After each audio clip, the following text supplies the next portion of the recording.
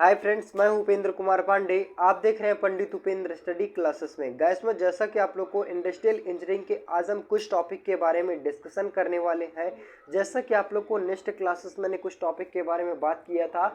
आज का जो टॉपिक होने वाला है, कार्य सरलीकरण क्या होता है और कार्य सरलीकरण की विधियां कौन कौन सी होती हैं, इन दोनों टॉपिक के बारे में पूर्ण रूप से डिस्कशन करने वाले हैं। तो ये वीडियो काफ़ी हेल्पफुल होने वाली है। वीडियो लास्ट तक देखना, तभी आप लोग को समझ में आएगा। चलिए बात करें, जैसा कि आप स्क्रीन के माध्यम से देख पा रहे हैं, कार्य सरलीकरण यानी क्या होता है। चलिए हम देखते हैं इसको डिफिनीशन के माध्यम से। तो डिफिनीशन हमारा क्या कहता है कि औद्योगिक एवं बाजार के अनुसंधानात्मक कर्ताओं ने उत्पादों की प्रकृति में आश्चर्यजनक परिवर्तन लाए। मीन्स यहाँ पे बात किया जाए, कार्य सरलीकरण हमारा क्या होता है।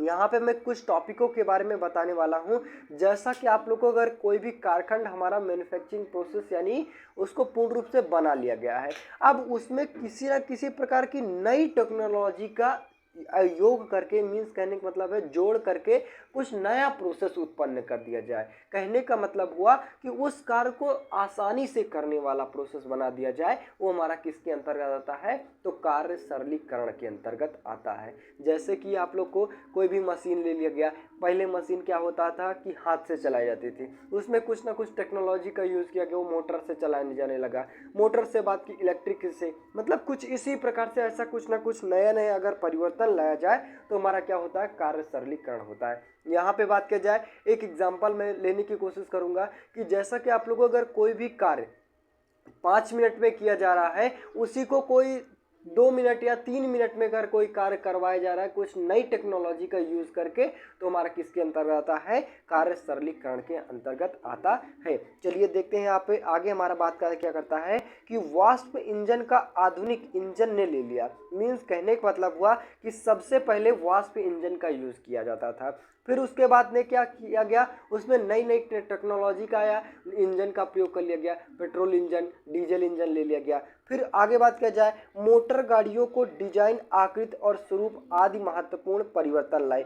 मीन्स कहने का मतलब हुआ कि मोटर गाड़ी कुछ पहले अलग डिजाइन की रहती थी, उसमें कुछ ना कुछ अलग चेंजेबल लिया गया, उसका आधुनिक रूप ले लिया गया। और आगे बात किया जाए, ये सभी उदाहरण इस बात को घोतक करते हैं कि उत्पादन विधियों में बहुत अधिक विकास हुआ है और नई विधियों के उपयोग से उत्पादों की जटिलताओं को कम हुई और उत्पादों की अपेक्षाकृत कम अवयव लगते हैं और उनकी रचना भी सरल हो जाती है। मीन्स बात किया जाए जैसा कि आप लोग को कि कुछ ना कुछ नई टेक्नोलॉजी का हम जब यूज़ करेंगे तो उसमें हमारा रॉ मटेरियल्स भी कम लगेगा और साथ में धन भी कम लगेगा और साथ में हमारा टाइम की बचत होती है। यहाँ पे आप लोग को इसी प्रकार का अगर कुछ नई नई टेक्नोलॉजी का यूज़ करके किसी कार्य को सरल बनाया जा रहा है तो हमारा किसके अंतर्गत आता है, तो बात किया जाए तो कार्य सरलीकरण के अंतर्गत आता है। चलिए नेक्स्ट टॉपिक की बात किया जाए, कार्य सरलीकरण की विधियां यानी मेथड ऑफ अटेनिंग वर्क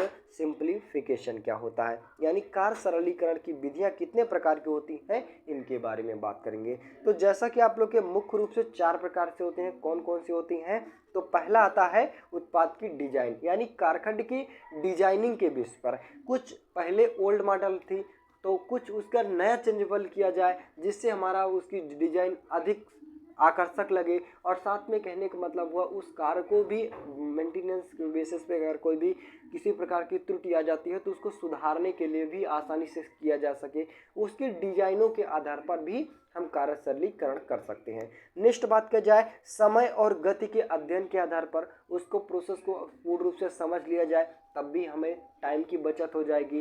कहने का मतलब है कार्य सरलीकरण के अंतर्गत आ सकता है।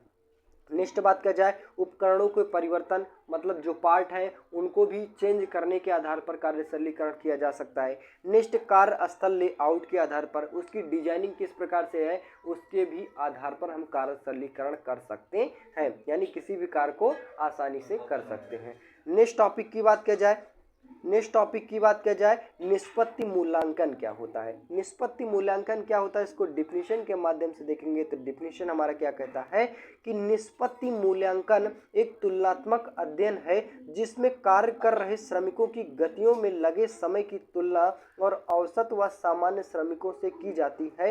यह तुलनात्मक मानसिक होती है और सामान्य औसत श्रमिकों की चुनाव करना कठिन है।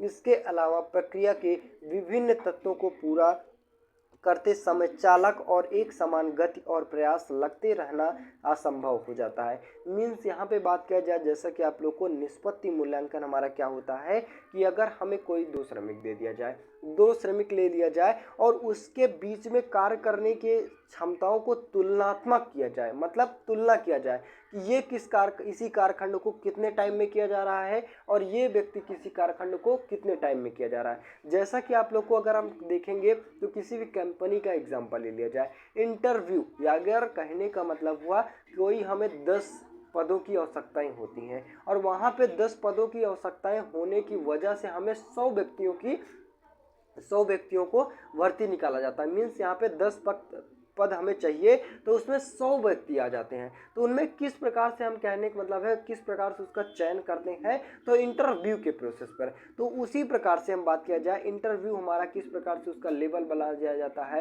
इंटरव्यू होता है, फिर उसके बाद चयन होता है यहाँ पे आप लोग। तो उसी प्रकार से हमारा वो क्या होता है, निष्पत्ति मूल्यांकन किया जाता है। तो उसी प्रकार से हम कह सकते हैं कोई 2 श्रमिक को कार्य करवाने के लिए कोई टाइम फिक्स कर दिया जाए कि अगर आप इतने समय में इस कार्य को कर रहे हैं तो आप चयन कर लिया जाएगा। तो उसी को प्रोसेस को देखते हुए हम एक निष्पत्ति मूल्यांकन का निर्धारण किया गया कि अगर इन टाइमों के बेसिस पर अगर अपना कार्य कंप्लीट कर लेते हैं तो आपको एक सिलेक्शन, यानी कहने का मतलब है ज्वाइनिंग कर लिया जाएगा। तो वही प्रोसेस बनाया गया निष्पत्ति मूल्यांकन का।